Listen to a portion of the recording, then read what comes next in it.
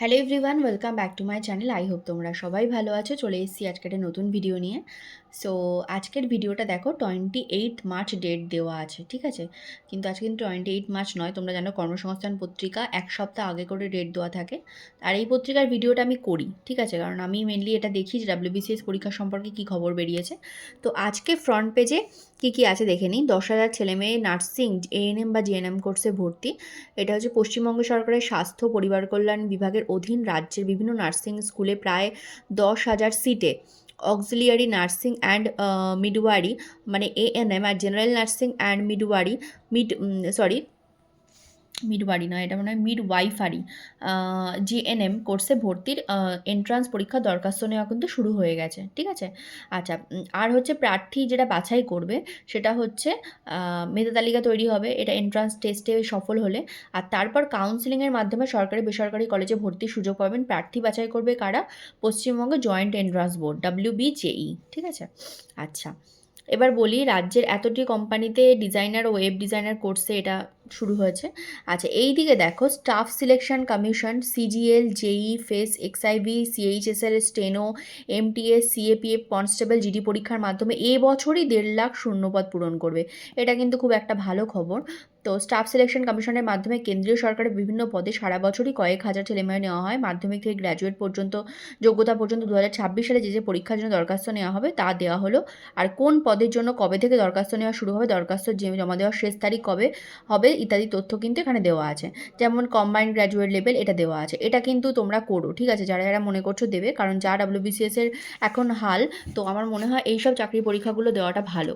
তাতে এক্সপিরিয়েন্সও বাড়বে এবং কিছু না হোক তো প্রশ্ন মানে জিনিসটা সম্পর্কে জানা যাবে কোনো একটা সময়। তোমরা পরীক্ষাটা দিয়ে সফলও হতে পারো যদি সেরকম বেস থাকে, সেরকম থাকে। আচ্ছা, এবার আমি চলে যাচ্ছি সেই পাতাটায়। তার আগে বলি, এই পত্রিকায় দেখো একটা সাধারণ জ্ঞানের সেকশন থাকে যেখানে তুমি কারেন্ট অ্যাফেয়ার্স সম্পর্কে জানতে পারবে। আর কারেন্ট অ্যাফেয়ার্স কিন্তু এখন প্রচণ্ড দরকারি প্রত্যেকটা চাকরি পরীক্ষার জন্য। তো এখানে দেখো সাধারণ বিজ্ঞান, ইতিহাস, ভূগোল, সাম্প্রতিক ঘটনা, অর্থনীতি ইত্যাদি থেকে দেওয়া থাকে। আর এবার দেখি কোন পদে পরীক্ষা কবে বেরিয়েছে সেটা। আমি জাস্ট পত্রিকাটা হাতে পেলাম এবং আজকেই তোমাদেরকে দেখাবো বলে আর কি করলাম।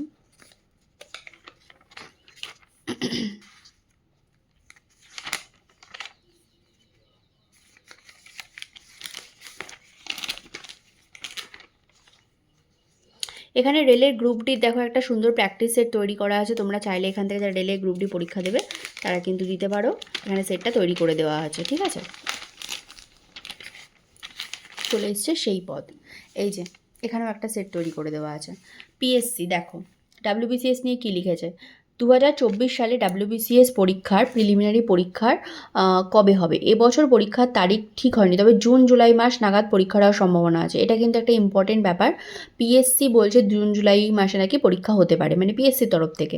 আচ্ছা, industrial development officer motor vehicle inspector পদে বিজ্ঞপ্তি বছর বেরোবে কি? হ্যাঁ বেরোবে। নির্বাচন বিধি কার্যকরী হয়ে গেছে। পিএসসি সহ রাজ্য সরকারের বিভিন্ন দপ্তরে নিয়োগের বিজ্ঞপ্তি বেরোবে মে মাসের পরে। আচ্ছা, পিএসসি ক্লার্কশিপ মেন্স পরীক্ষা দিয়েছি গত বছর 28শে ডিসেম্বর। ফল কবে বেরোবে? জুন জুলাই মাস নাগাদ ফল বেরোবে।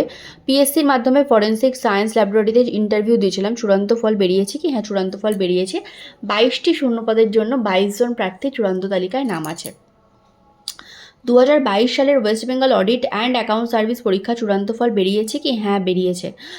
স্কুলের সাব ইন্সপেক্টর পদের বিজ্ঞপ্তি বেরোবে কি? হ্যাঁ শিগগিরই বিজ্ঞপ্তি বেরোবে। দ্বিতীয় বা শ্রেণীর গ্র্যাজুয়েট, অনার্স গ্র্যাজুয়েট বা দ্বিতীয় শ্রেণীর মাস্টার ডিগ্রি কোর্স পাশে আবেদন করতে পারবেন। বিটি কিংবা বিএড কোর্স পাশ থাকা দরকার, ডিএলএড পাস হলে যোগ্য নয়, ঠিক আছে? তো এটা আমাকে একজন জিজ্ঞেস করেছিল স্কুলের সাব ইন্সপেক্টরে, তো এটা দেখে নিও। আমি জানতাম না, আজকে পড়ে নিলাম ডিটেলসটা।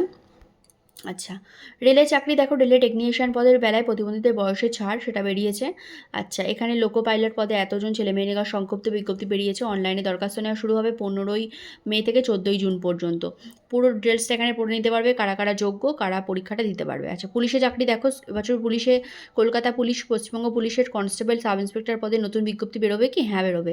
কলকাতা পুলিশ 2024 সালের কনস্টেবল পদে যে প্রিলিমিনারি পরীক্ষা হয়েছিল তার ফল কবে বেরোবে?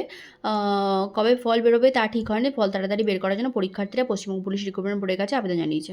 আচ্ছা, 2024 সালে পশ্চিমবঙ্গ পুলিশের কনস্টেবল পদে চূড়ান্ত মেধা তালিকা কবে বেরোবে সেটাও দেখো। এবার কবে বেরোয়?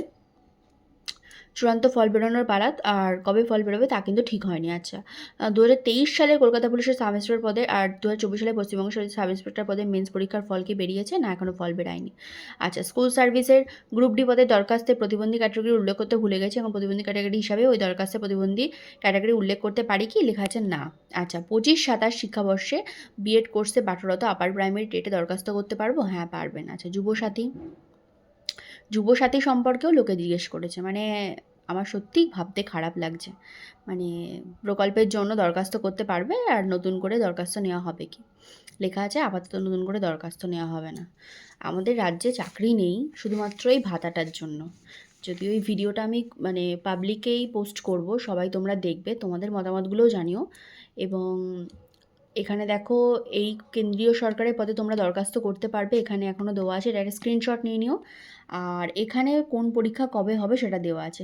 এখানে দেখো WBCS এর কথা কিন্তু দেওয়া নেই, এখানে UPSCর মানে পরীক্ষাগুলো সম্পর্কেই দেওয়া আছে।